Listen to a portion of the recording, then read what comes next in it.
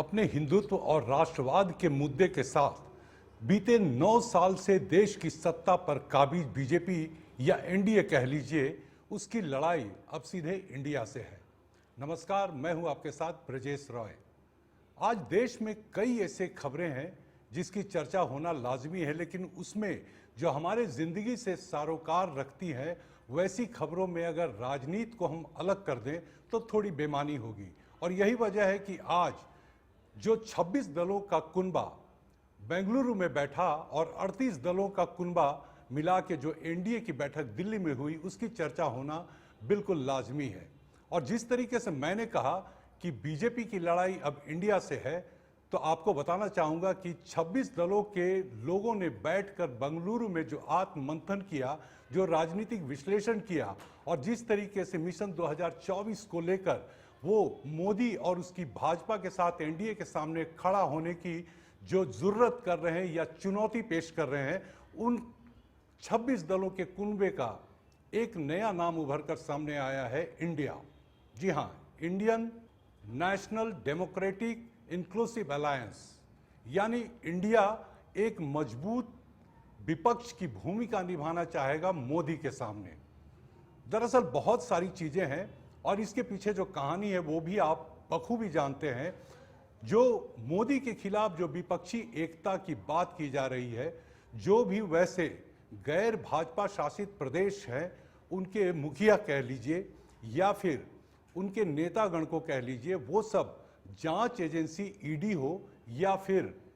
CBI हो, इसकी दबिश से पूरी तरह से खौफ खाए हुए हैं। और दूसरी तरफ प्रधानमंत्री मोदी अमित शाह की बात करें तो उन्होंने साफ तौर पर ऐलान कर दिया है कि भ्रष्टाचार को किसी कीमत पर बर्दाश्त नहीं किया जाएगा। अब इन परिस्थितियों में उस खौफ से उबरते हुए जो भी 26 दलों का गठबंधन बेंगलुरु में बना, ये लोगों ने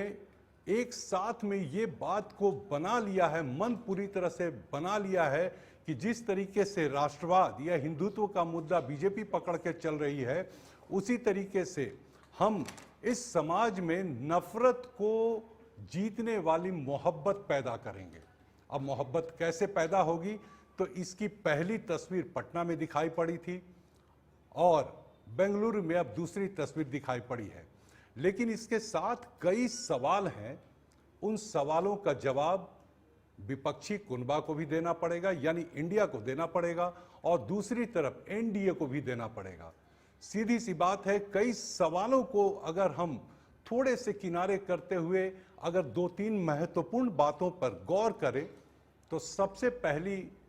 शर्त यह होनी चाहिए आपस में कि इनके बीच में कॉमन मिनिमम प्रोग्राम क्या होगा, चाहे वो एनडीए हो या फिर वर्तमान के नए कुनबे का नाम इंडिया, उसके सामने कॉमन मिनिमम प्रोग्राम क्या होगा। दूसरी बड़ी चुनौती यह होगी कि आखिर सीट शेयरिंग कैसे होगा। जाहिर सी बात है, कांग्रेस से दरकिनार चलने वाले जितने भी विपक्षी दल हैं, आज अगर एक साथ वो बैठते हैं एक हॉल में, इसका मतलब ये नहीं है कि आगामी लोकसभा के चुनाव में मिशन 2024 को लेकर उनकी सीट शेयरिंग बहुत मुकम्मल होगी। और तीसरा सबसे बड़ा सवाल यह है कि आखिर दोनों कुनबों का जो पीएम चेहरा होगा, यानी प्रधानमंत्री का जो चेहरा होगा, वो कौन होगा। हालांकि एनडीए की अगर बात करें और जिस तरीके से उत्साह से लबरेज मोदी की सेना दिखाई पड़ रही है और लगातार 9 साल की अपनी उपलब्धियों को गिनवाने का प्रयास कर रही है, ऐसी परिस्थिति में इन लोगों ने साफ तौर पर कह दिया है कि मोदी ही हमारा पीएम चेहरा होंगे। लेकिन अगर जरा सोचिए कि यदि थोड़ी बहुत भी सियासी तस्वीर बदलती है, तो इन परिस्थिति में एनडीए के लिए पीएम का चेहरा तय करना भी एक बड़ी चुनौती साबित होगा। दूसरी तरफ जो अभी इंडिया की बात की जा रही है, यानी जो नया फ्रंट बना है, उसका पीएम चेहरा कौन होगा, ये भी एक बड़ा सवाल है। क्या नीतीश कुमार होंगे, या नीतीश कुमार इतनी मेहनत करने के बाद सब कुछ राहुल गांधी को सौंप देंगे, या राहुल गांधी अपने कुनबे को मजबूत करने के लिए, यानी इंडिया को मजबूत करने के लिए क्या अरविंद केजरीवाल को लाएंगे, या फिर बैकडोर से सबको किनारे करते हुए ममता दीदी आगे आ जाएंगी। तो कुल मिलाकर अभी जो स्थिति बन रही है, जो इंडिया की तस्वीर सज रही है, आप भी इसको गौर से देखना चाहेंगे और सुनना चाहेंगे। फिलहाल आज मैं आपसे इतनी ही चर्चा करना चाहूंगा, आगे दूसरी खबरों पर और चर्चा होगी। नमस्कार।